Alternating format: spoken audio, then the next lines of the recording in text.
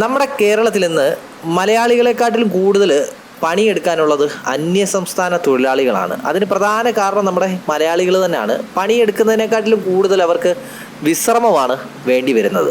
ഈ കാണുന്ന റബ്ബർ തോട്ടം കണ്ടോ, ഇതിൽ റബ്ബർ മരങ്ങൾ മൊത്തം വെട്ടി നിരത്താനായിട്ട് പോവുകയാണ്.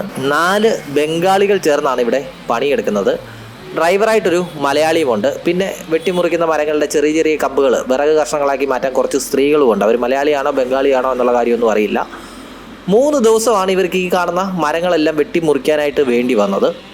ഉച്ച കഴിഞ്ഞുള്ള ശക്തമായ മഴയും കാറ്റും ഇടിയും ഒക്കെ കൊണ്ടാണ് 3 ദിവസം വരെ നീണ്ടുപോയത്. മിഷ്യൻ വാൾ ഉപയോഗിച്ച് വെട്ടുന്ന മരങ്ങൾ ഹിറ്റാച്ചി ഉപയോഗിച്ച് തന്നെ അത് തെള്ളി താഴെയിട്ട് കഷ്ണങ്ങളാക്കി അത് ഹിറ്റാച്ചി ഉപയോഗിച്ച് തന്നെ പിക്കപ്പിലേക്ക് കയറ്റി കൊണ്ടുപോവുകയാണ് ചെയ്യുന്നത്. ലോഡ് കയറ്റാനായിട്ട് വേറെ തൊഴിലാളികളോ ഒന്നുമില്ല. നമ്മുടെ മലയാളികളായിരുന്നെങ്കിൽ മരം മുറിക്കാൻ 4 പേരും ലോഡ് കയറ്റാനായിട്ട് വേറെ 4 പേരും ഇപ്പോൾ ഇവിടെ കണ്ടേനെ. ഈ കാണുന്ന തോട്ടം നിറച്ച് എന്നാൽ തൊഴിലാളികൾ കൊണ്ട് നിറഞ്ഞേനെ. അതുപോലെ തന്നെ നമ്മുടെ മലയാളികളായിരുന്നെങ്കിൽ ഓരോ മരത്തിൻ്റെ ചുവട്ടിൽ ഓരോ കാപ്പിക്കല നമുക്ക് കാണാൻ കഴിയുമായിരുന്നു. നിങ്ങളല്ലേ നോക്കിയാൽ മതി, എവിടെ പണിയെടുക്കുന്നുണ്ടോ അവിടെ എല്ലാം ഓരോ ഇടത്തും ഓരോ വിശ്രമ കേന്ദ്രം നമുക്ക് കാണാൻ കഴിയും. ഇവിടെ അങ്ങനെയൊന്നുമില്ല. ഇവരാകപ്പാടെ ഉച്ചയ്ക്ക് ഭക്ഷണം കഴിക്കാൻ വേണ്ടി മാത്രമാണ് കുറച്ച് സമയം വിശ്രമമായിട്ട് എടുക്കുന്നത്. അത് കഴിഞ്ഞാൽ ഫുൾ ടൈം ഇവർ പണിയിലാണ്. മഴ നല്ലപോലെ കനത്ത് പണിയെടുക്കാൻ പറ്റാതെ വരുന്ന സിറ്റുവേഷനിൽ മാത്രമാണ് ഇവർ പണി നിർത്തി വെക്കുന്നത്.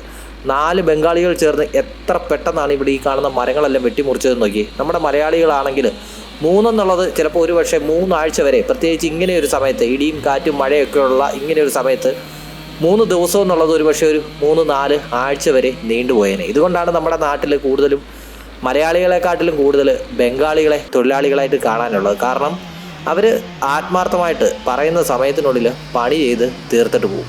അപ്പോൾ നമ്മുടെ ബംഗാളി തൊഴിലാളികളെയും മലയാളി തൊഴിലാളികളെ കുറിച്ചുള്ള നിങ്ങളുടെ അഭിപ്രായങ്ങളൊക്കെ ഒന്ന് കമൻറ്റ് ചെയ്യണേ.